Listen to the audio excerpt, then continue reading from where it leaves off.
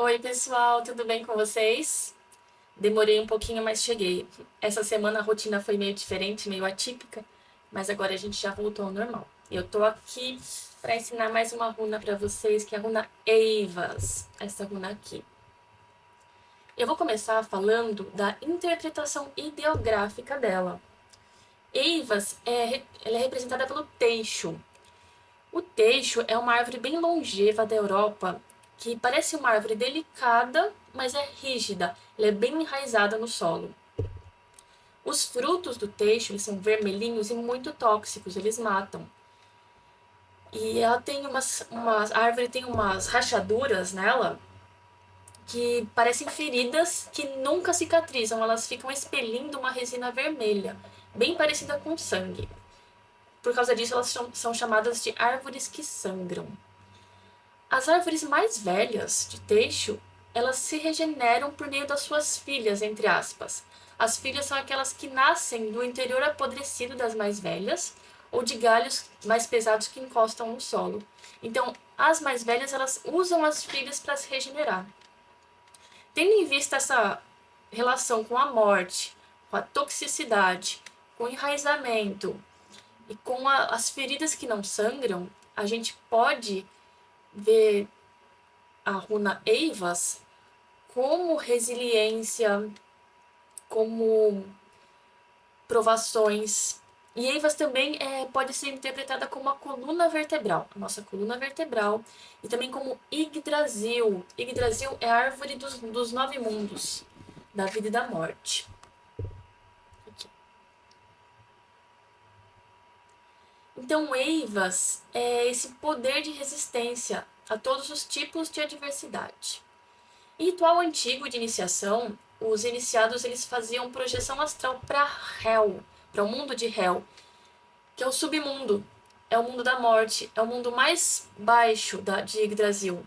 E lá os iniciados, lá em Hel, o mundo de Hel, eles poderiam acessar os outros mundos de Yggdrasil, assim alcançando a sabedoria, se elevando e alcançando a sabedoria.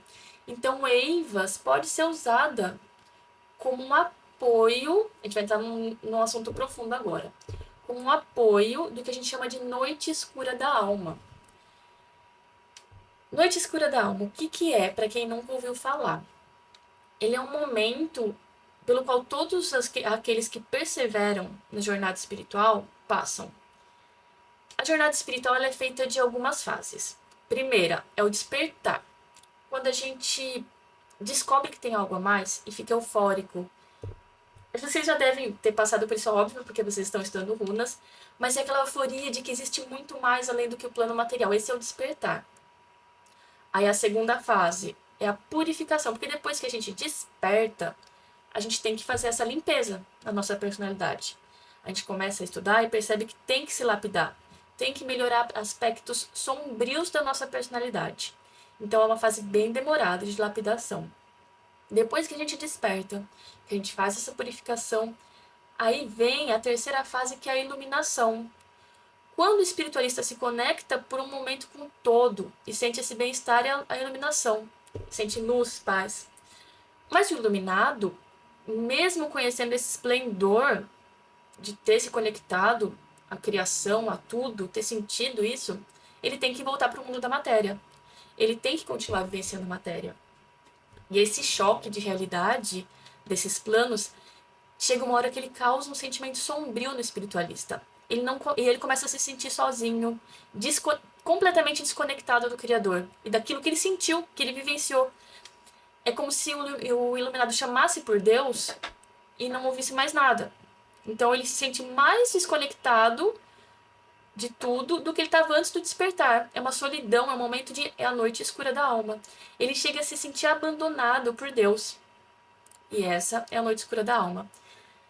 Nessa fase, o espiritualista pode se perder muito facilmente, porque o desafio dele é encontrar essa luz que ele conheceu dentro de si mesmo, e não fora, em meio a toda aquela escuridão. Aí nessa fase, os iniciados podem usar essa runa, a runa Eivas, para ter resiliência e perseverança. Se o espiritualista consegue superar a noite escura da alma, aí vem depois a última fase, que é a integração, em que ele sempre vai estar conectado com essa energia com Deus o tempo todo e vivenciando a plenitude em qualquer lugar que ele esteja, qualquer plano.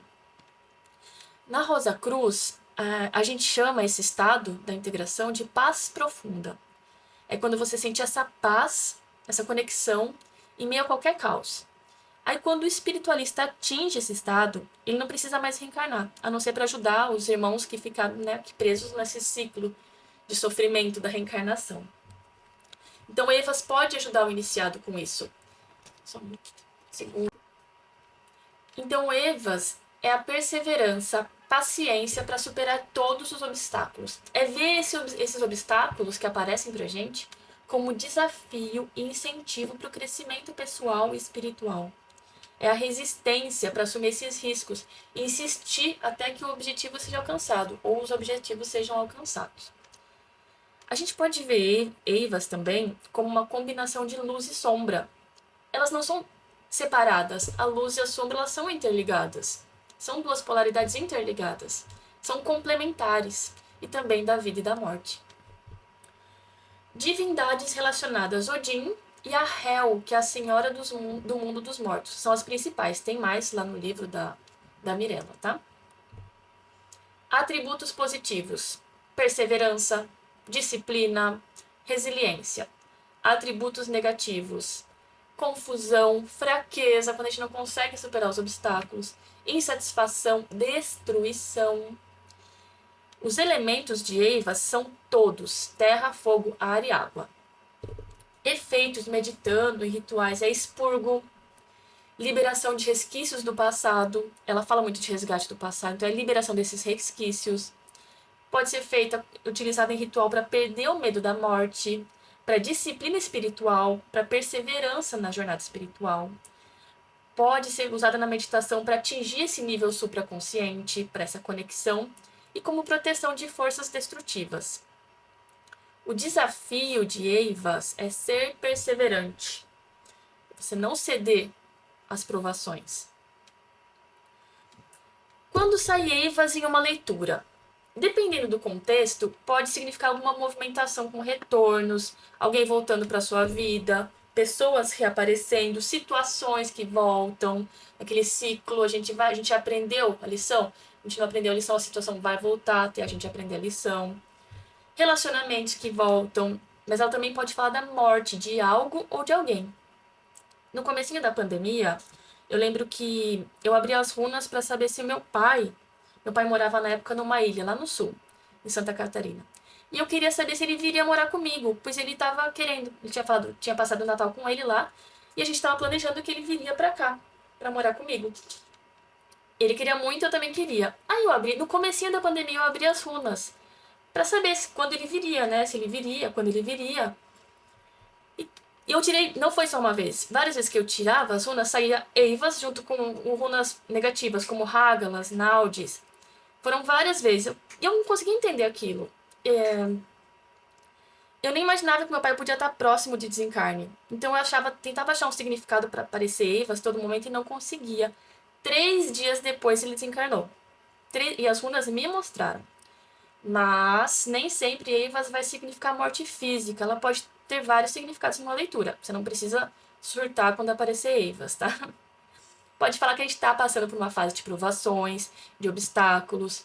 Ela pode dar como aconselhamento perseverança, flexibilidade, pedir flexibilidade e força, pede calma para você lidar com possíveis sofrimentos, sacrifícios que você tem que fazer, que são impostos pela vida. A gente estudou Gera na semana passada, e Gera fala do karma da ação e reação, de colher aquilo que a gente plantou.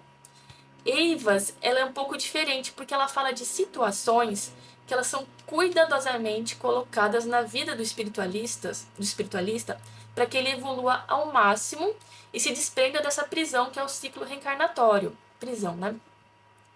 Então, ela não fala que a gente está colhendo. Quando a gente passa por uma dificuldade de Eivas, a gente não está colhendo aquilo que a gente plantou, diferentemente de Gera. A gente está passando por provações que a gente sabia que a gente tem capacidade de passar. Todo obstáculo que vem de Eivas, ele pode e deve ser superado.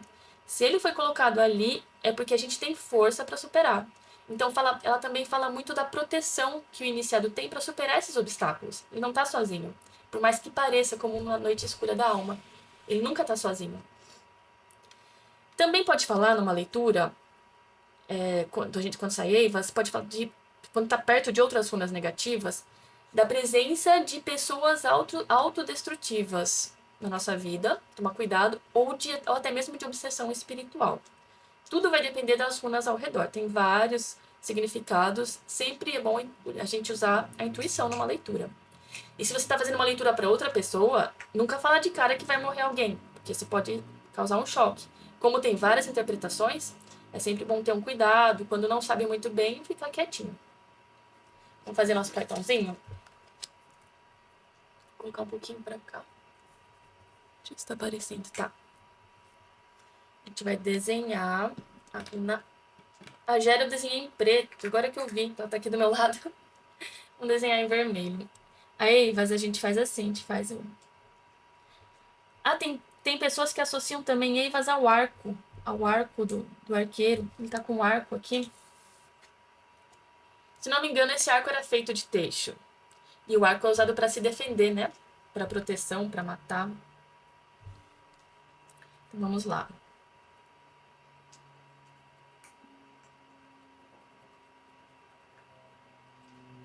Faz aqui.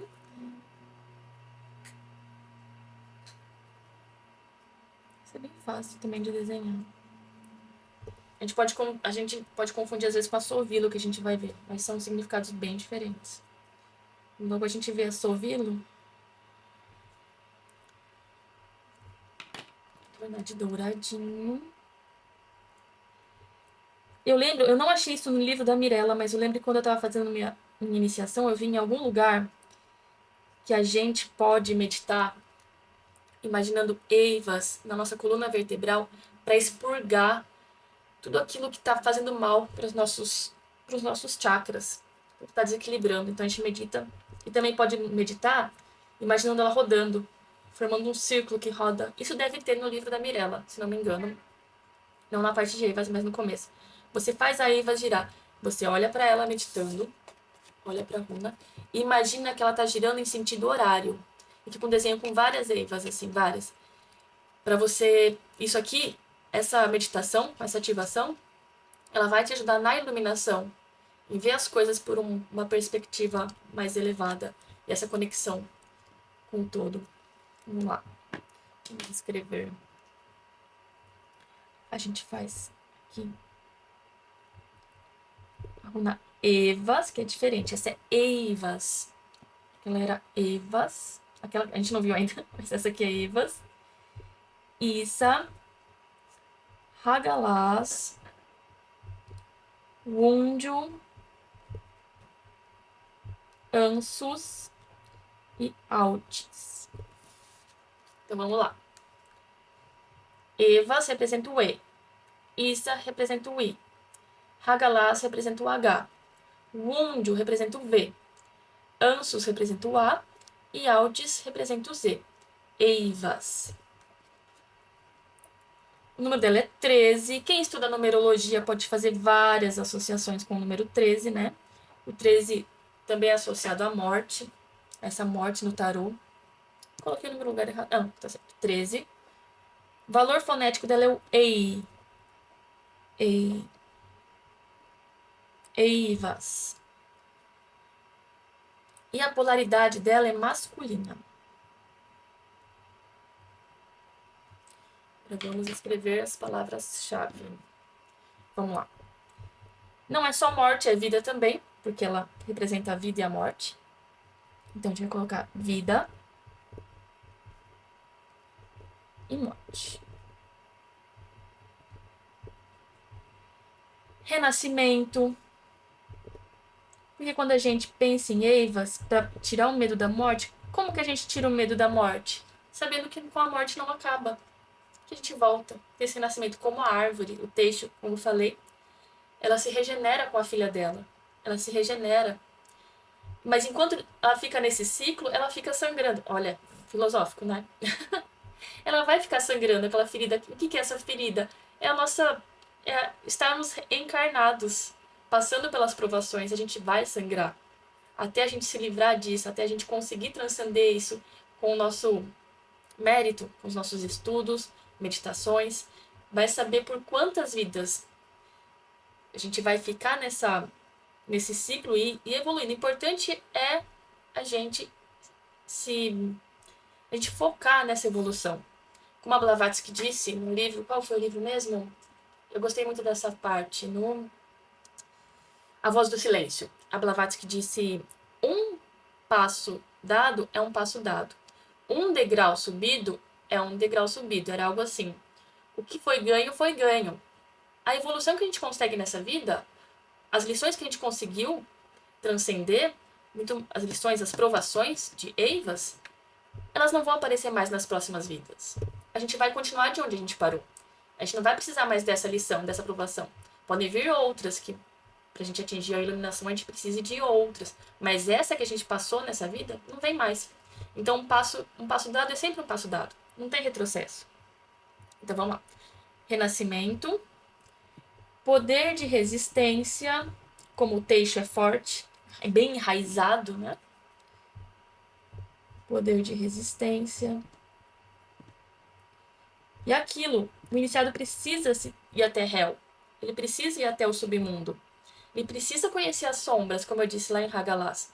Não tem como ele só conhecer a luz sem conhecer as sombras. Ele precisa dessa noite escura.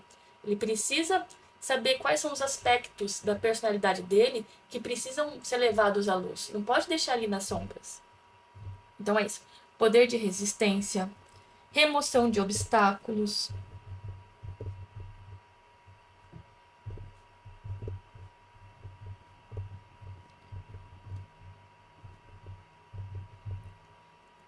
proteção,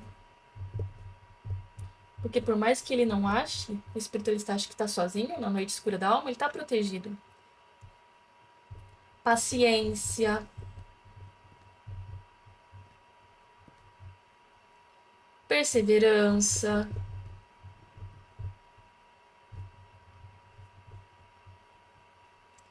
regeneração,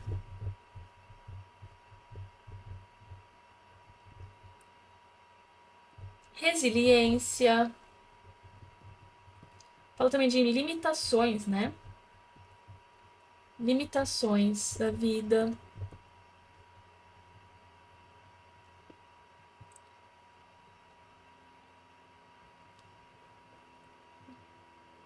Fins e inícios, mas diferente de Gera, né? Bem diferente. Vocês podem colocar mais palavras-chave de acordo com os insights que vierem. Não precisa ser exatamente igual ao meu cartãozinho, tá? Então é isso. Espero que vocês tenham gostado. É mais uma runa densa, né? A gente tá no segundo no segundo grupo de runas, que fala dessa densidade, fala nessa lapidação da personalidade. Mas depois começa a melhorar um pouquinho, ficar mais leve. Aí vem runas mais espirituais. Qualquer dúvida é só deixar nos comentários, eu respondo assim que eu puder, tá? Até mais, pessoal!